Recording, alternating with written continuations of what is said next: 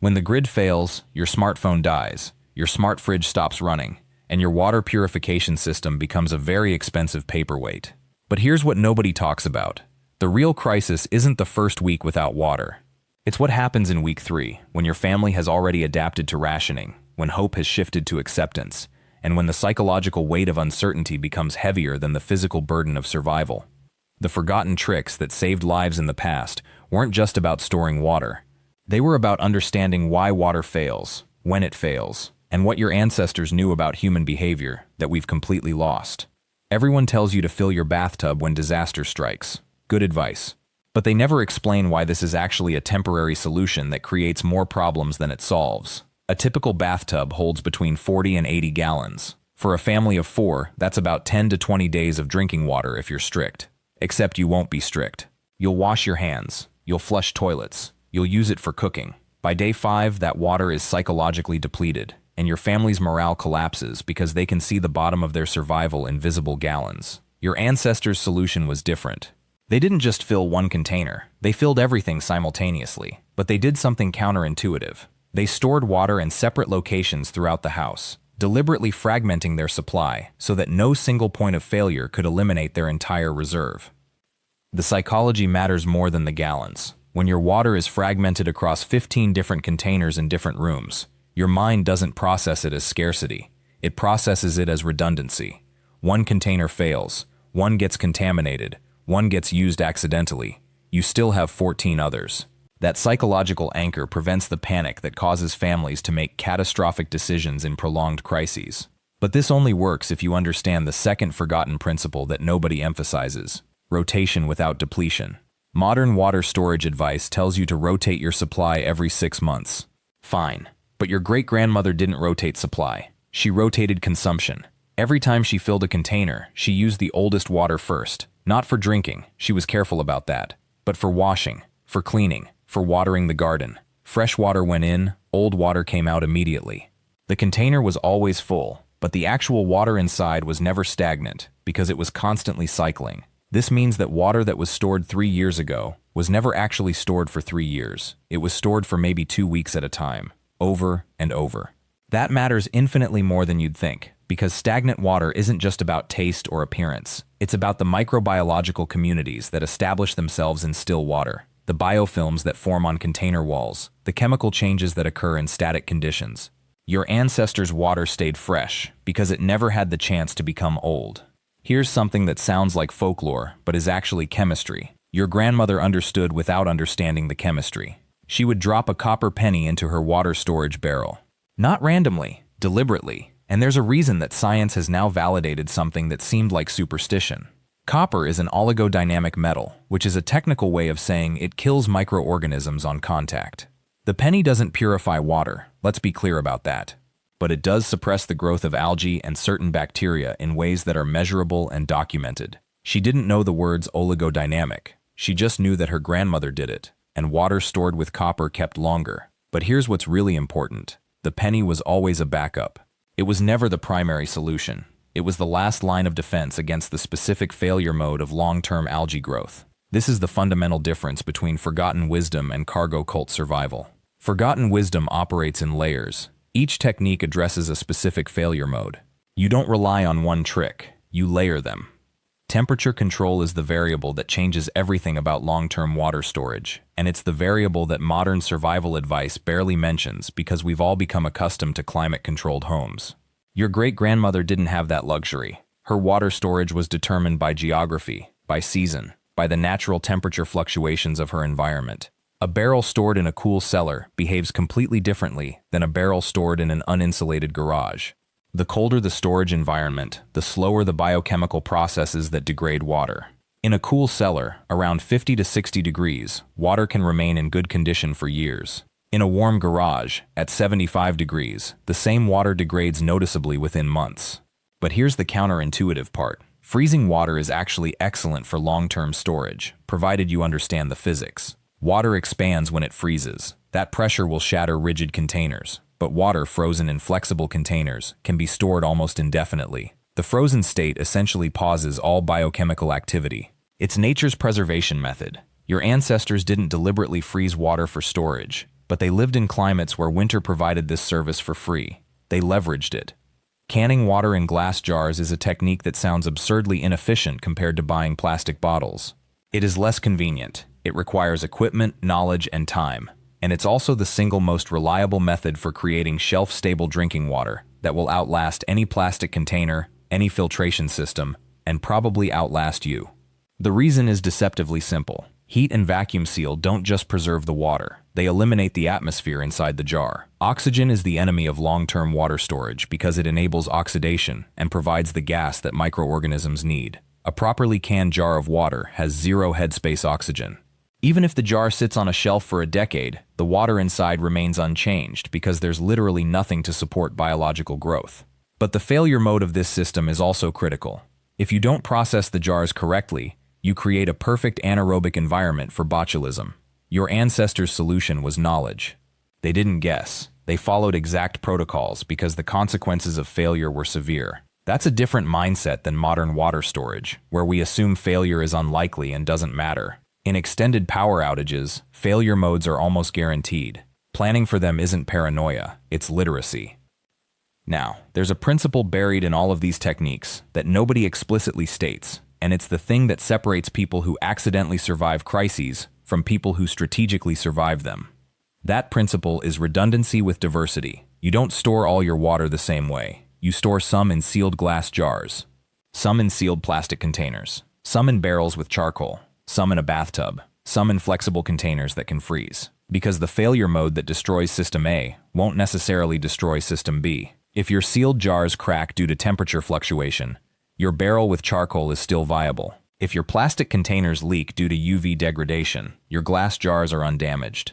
If algae somehow blooms in your barrel despite the charcoal, your canned jars are immune. This is called defense in depth, and it's why medieval fortifications had multiple walls instead of one really good wall. A single failure doesn't cascade into total collapse. Ceramic and clay storage is something that modern survival culture has completely abandoned. But your ancestors kept water fresh in unglazed pottery for reasons that are partly chemical and partly mysterious. Clay is porous. Water will gradually evaporate through the walls of an unglazed container, but that evaporation creates a cooling effect similar to how swamp coolers work. The water inside stays cooler than the ambient temperature, which slows biological growth. Additionally, clay has antimicrobial properties that scientists are still studying. Some clays contain minerals that suppress bacterial growth. Earthenware was never sterile storage, but it was durable, it was affordable, and it worked well enough that families used the same crocks for water storage that their great-grandparents had used. They didn't have planned obsolescence. They had containers that improved with age because the material seasoned over decades of use. You can't buy that at a survival supply store. You have to understand it. Here's what separates stored water from usable water. It has to be clean enough to drink or use. Modern thinking assumes filtration is a high-tech solution requiring mechanical filters, activated charcoal, or UV systems. But for extended storage of already clean water, simple cloth filtration is radically effective, not for the reasons you'd think. Cloth doesn't actually remove pathogens or bacteria in any meaningful way. What it does remove is particulates, dust, sediment, organic matter, that would otherwise feed bacterial growth and degrade water quality. The act of filtering through cloth causes you to notice the quality of the water you're storing. You see if it's already compromised. You prevent yourself from storing water that looks questionable. It's a checkpoint that your ancestors understood intuitively. You don't store questionable water. You store water that has already proven itself to be clean. The hardest part of a 30-day power outage isn't day 1 or day 7. It's day 21. That's when your family stops thinking this is temporary and starts believing this is permanent. The psychological weight shifts from acute stress to chronic despair. And that's when water storage stops being about gallons and starts being about hope. An ancestor with 30 days of stored water could look at her supply and say to her family, "We have enough. We will be okay." That certainty changes behavior. It changes decision-making. It prevents the catastrophic mistakes that families make when they believe their situation is hopeless. If you've ever wondered why some people survive disasters that defeat others who are similarly equipped, it's often this factor. The person who knows they have enough doesn't panic. The person who's guessing doesn't have that anchor. Your great-great-grandmother didn't have the luxury of thinking about water security as optional. She lived in a reality where water sometimes failed. She had experienced droughts, contaminated wells, systems that stopped working. She built her knowledge through lived experience, not theory. And that knowledge wasn't mystical, it was pragmatic. Every technique your ancestors used was discovered through trial and error, failure and adjustment. When a storage method failed, they noticed. When it worked, they repeated it. Over generations, they developed a system that was robust, redundant, and surprisingly simple. They never stored water in a single way. They never relied on a single location. They never assumed that one failure mode was the only thing they had to plan for. Modern water storage fails not because we don't have the technology, but because we fundamentally misunderstand the problem.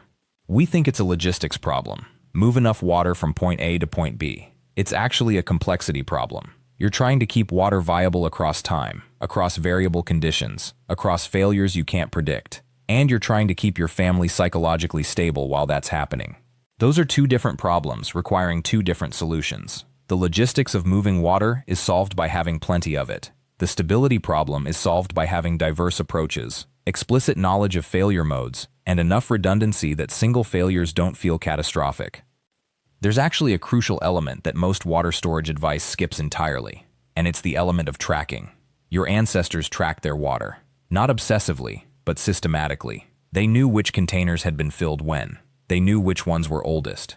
They knew which ones had been opened or used. They kept mental models, sometimes written records, of exactly where their water was and in what condition. This sounds tedious until you realize that tracking prevents the most common failure mode of long-term water storage: forgetting about it. A container of water stored in a closet and forgotten for 5 years isn't preserved water. It's a biohazard. But a container that's actively tracked, rotated, and verified every month is reliably safe. The tracking is part of the preservation system. It's not separate from it. Copper and silver vessels were used for water storage in certain cultures specifically because these metals have antimicrobial properties. A water container made of copper or lined with copper will suppress bacterial growth more effectively than a neutral container. But there's a catch that your ancestors understood. These metals can also be toxic if the water is acidic or if there's too much metal contact. They used copper vessels for short-term water storage and movement, not long-term static storage. They understood the difference between a tool and a solution.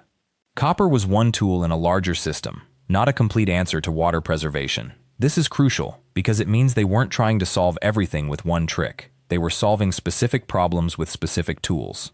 Seasonal variation changed everything about how water was stored and managed. Winter provided natural refrigeration. Spring provided fresh water sources. Summer required the most careful management because heat accelerated degradation. Fall was the preparation season. Your ancestors planned their water storage around these cycles. They didn't treat every season the same way. They built extra reserves in fall for winter. They refreshed supplies in spring when water was abundant. They were conservative with water in summer when supply was most vulnerable. Modern survival culture treats water storage as a static problem. Store water once and it's done. But your ancestors treated it as a dynamic system that required adjustment based on seasonal conditions, available resources, and observed environmental changes. Underground storage was the gold standard for long-term water preservation. And it's a technique that's almost completely lost in modern water storage culture. A well-insulated underground space, a root cellar, a spring house, a basement, maintains stable temperature year-round. The earth acts as insulation, buffering against temperature extremes. The darkness is absolute. The conditions are perfect for water preservation. But here's what's important. Not every underground space is equally effective. A concrete basement that's damp and unfinished doesn't work as well as a stone-lined cellar with proper drainage. The material of the storage space matters. The moisture in the air matters. The ventilation matters. Your ancestors understood these variables because they lived with them daily. They knew which part of the cellar stayed coolest. They knew where moisture accumulated. They built their water storage around observed environmental reality, not generic advice. There's a psychological element to water storage that nobody discusses because it's not quantifiable, and it doesn't fit into survival checklists. It's the element of preparedness changing how you think about vulnerability. When you've physically stored water, when you've made the decision to preserve it, when you've built redundancy into your system, something shifts in your mind. You've moved from a state of abstract worry to a state of concrete action. That changes everything about how you'll behave during an actual crisis. You'll be calmer. You'll think more clearly. You'll make better decisions. This isn't magical thinking. It's the well-documented effect of preparation on psychological resilience. Your ancestors who stored water weren't just storing water. They were storing peace of mind. The math of water storage is deceptively simple. but implementation is complex. A person needs about 1 gallon per day for drinking and basic cooking. A family of 4 needs 4 gallons per day. For 30 days, that's 120 gallons. But that calculation assumes water is used only for drinking and cooking. In reality, water gets used for everything: hygiene, cleaning, toilet flushing, laundry. A more realistic estimate for basic survival is 3 gallons per person per day during a crisis when you're conserving. That's 12 gallons for a family of 4. For 30 days, that's 360 gallons. Now, 360 gallons is a significant amount of physical space and weight. It requires multiple containers. It requires planning about placement. It requires thinking about accessibility and rotation. This is why your ancestors didn't store water the modern way. They couldn't. They adapted by storing it diversely, in smaller quantities across multiple locations, using containers that were already part of their life. A crock for the kitchen, barrels in the cellar, sealed jars on the shelf, buckets in various rooms. The supply was distributed, which made it manageable. Water quality assessment is something that modern culture has completely outsourced to municipal systems and testing facilities. Your ancestors knew how to assess water quality through observation and basic testing. They looked at clarity, they smelled it, they tasted it in minute quantities. They observed how it behaved over time. If stored water started to smell off, it was contaminated. If it developed visible particles, it was compromised. These sensory assessments were crude but surprisingly effective. They didn't tell you exactly what was wrong, but they told you whether the water was safe. This is a lost skill that actually matters during extended crises when you can't run lab tests. You have to be able to assess water quality by simple observation. If you want a deeper dive into this topic and a practical checklist for implementing these techniques in your own home, I've included a comprehensive resource in the description and pinned comment that walks through each method with detailed steps and common pitfalls to avoid. It's more detailed than we can cover here. Starting a water storage system isn't about having perfect knowledge or owning specialized equipment. It's about understanding that your current comfort, the assumption that water will always be there when you turn the tap, is a fragile thing. It's about recognizing that your ancestors solved this problem repeatedly with simple tools and smart thinking. And it's about implementing that thinking in your own life before you actually need it. The time to build redundancy is when you have the luxury of time. The time to understand failure modes is before they happen. The time to test your system is during calm periods, not during crisis. Once you've started building your water storage, the real work is maintenance. Not because the water is fragile, it's not. But because your system needs attention to remain effective. Monthly checks to verify nothing has leaked or degraded.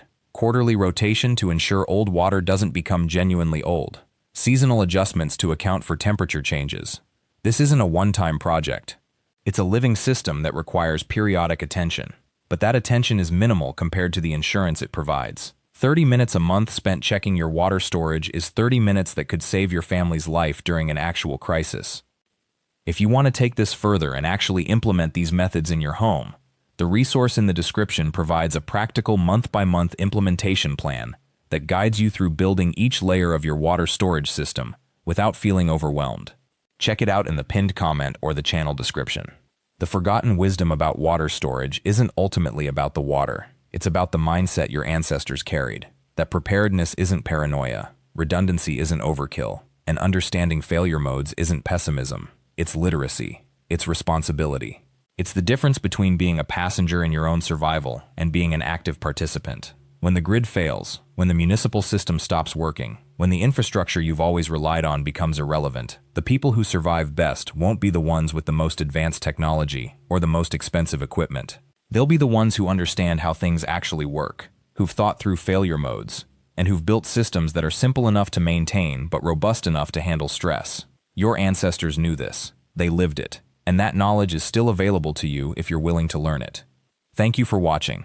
If this perspective on water storage resonates with you and you want to keep discovering ideas that challenge conventional survival thinking, hit that subscribe button and turn on the notification bell. We explore forgotten knowledge, counterintuitive problems, and the practical skills that matter when systems fail. And we do it in a way that respects both science and the hard-won wisdom of people who lived without the safety net of modern infrastructure. Your feedback and engagement fuel what we create next, so like this video, drop a comment with your own water storage experience, and let's build a community of people who think differently about resilience.